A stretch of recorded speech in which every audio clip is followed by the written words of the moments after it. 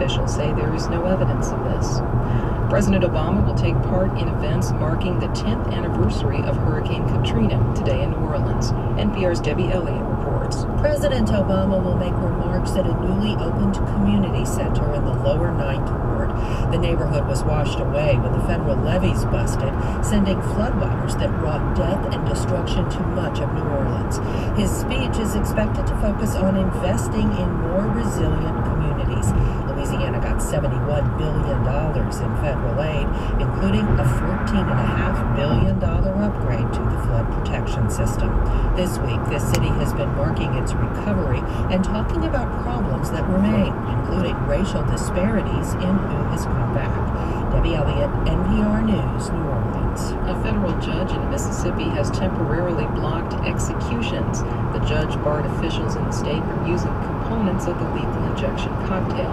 Desiree Frazier of Mississippi Public Broadcasting reports 3 death row inmates argue the process can lead to torture. The ruling prevents the Mississippi Department of Corrections from using pentobarbital and midazolam in executions.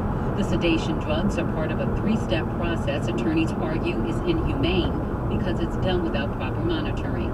The U.S. Supreme Court has ruled the method is constitutional, but the inmates' attorneys contend that case involves Oklahoma, where a team monitors the execution, something Mississippi doesn't have. The staff ensures the inmate is in a coma-like state after the first injection, then the remaining drugs paralyze the body and stop the heart. Attorneys say without that safeguard, the process can cause excruciating pain. For NPR News, I'm Desiree Frazier. China's main stock market has ended sharply higher today, following several down days. The Shanghai Composite Index gained 5.3%. Most other Asian markets were also up. On Wall Street yesterday, the Dow Jones Industrial Average gained more than 600 points, or 3.9%. You're listening to NPR.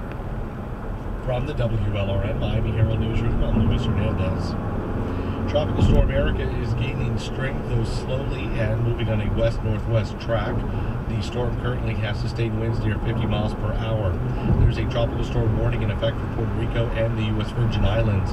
It should move near or north of Puerto Rico by tonight and past the north coast of the Dominican Republic by Friday. Florida's east coast lies within the cone of uncertainty for Erica.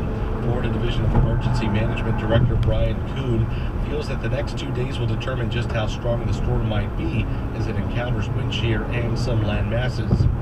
Kuhn says now is the time for residents to get their hurricane preparedness kits up to date, especially those who may not have gone through a previous storm. Take it seriously. Think about how it's going to impact